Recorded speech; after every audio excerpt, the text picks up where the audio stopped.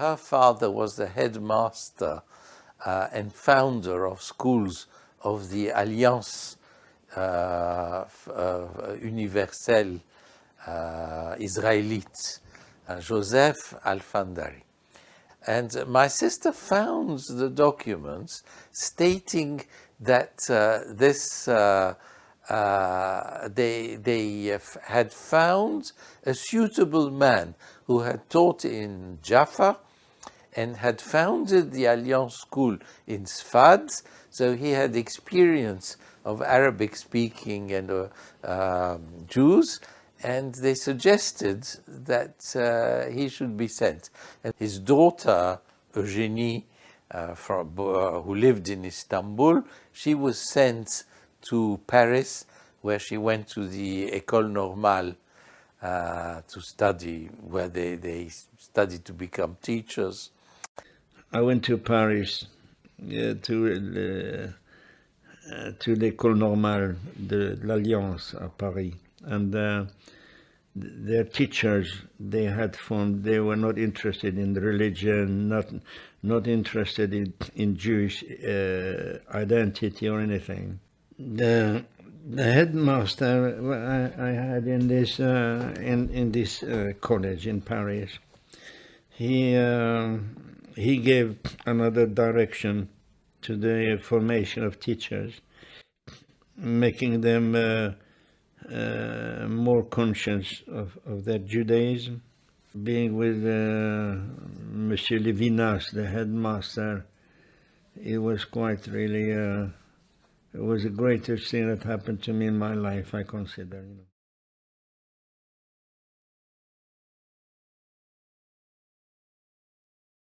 Je n'avais pas l'impression que j'étais simplement dans mon bureau en train de faire mon travail quotidien aussi consciemment que possible, donnant satisfaction aux nobles personnes qui soutenaient cette école.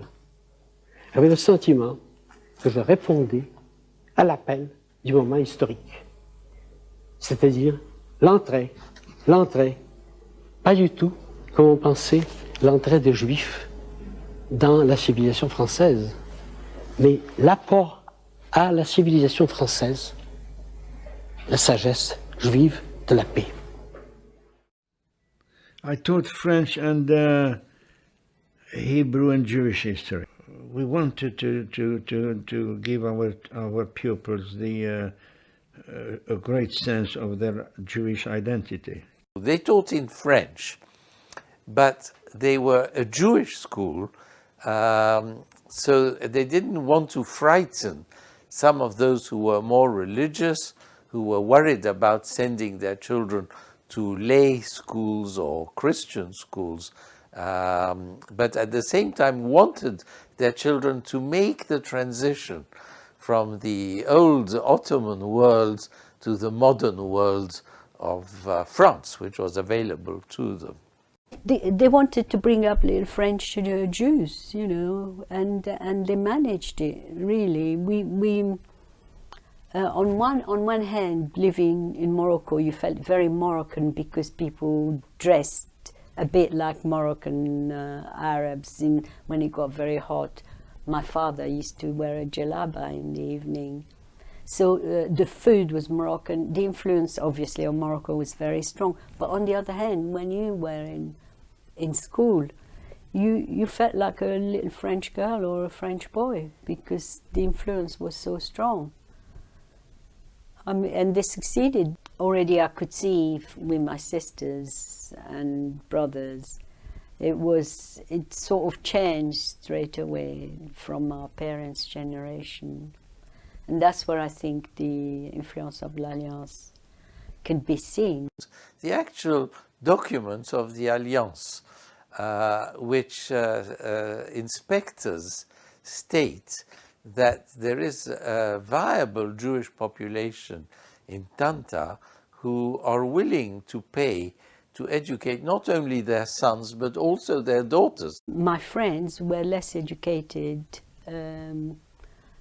looked at me and sort of laughed at me a bit, and at my sister as well. They laughed at my sister. They used to call us les gonfler, and meaning, or they think highly of themselves. Well, we didn't. We just were highly educated. At 4 o'clock, the school finish. Pupil goes home, but the boy stays behind because the boys have 1 hour, 1 hour more to learn Hebrew and to teach them the tefillah, the prayers.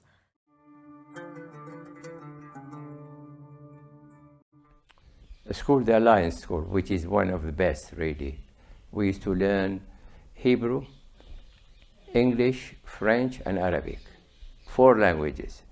But I think in the 30s, mid-30s, they stopped the Hebrew. We used to learn Hebrew virtually nearly we can talk Hebrew.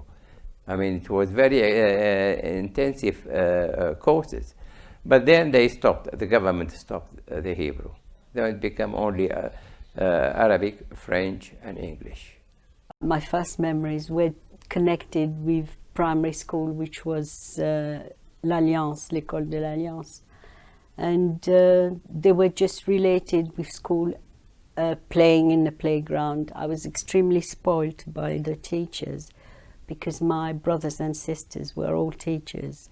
And whoever taught me either was a brother, a sister, or a friend of my brother or sister.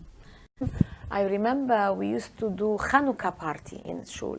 It was absolutely gorgeous. All the mothers and all the fathers and all the school and all the teachers used to all come to that synagogue. We had a synagogue in the school. In the school. We had a small synagogue in the school. And my best part of Hanukkah is they used to buy us candles, homemade candles, long, white, decorated with green and blue and silver. We used to go in, all the mothers and fathers used to stay around, and we used to walk with these long, beautiful candles, walk inside. Every Hanukkah, we used to look forward to buy this beautiful candle to go inside. And we used to take part with the singing, with most of it was singing. Each class did something, and sometimes solo. Well, you know, the class not like here. Every class used to be about 60 people. Economy used to be my favorite. The others I wasn't so keen, like algebra or science. I wasn't so keen on that. Economy more. We were in little plays as we were young already. I mean, I must have been 8 or 9. I remember playing Pierrette et le pot au lait, which is a little story, French story, and I was acting up Pierrette with my pot of milk on top of my head. It's delightful, delightful childhood, delightful education. Our school was, again, the Alliance, but it was the girls' school, Laura Kaduri. It was a very good school, very, very good school. I'm thankful that we got our education there because we learned Arabic, French, and English. And when I came to Europe, to France, I spoke French. Came to London, I spoke English, and nobody believed that we learned all this in Baghdad.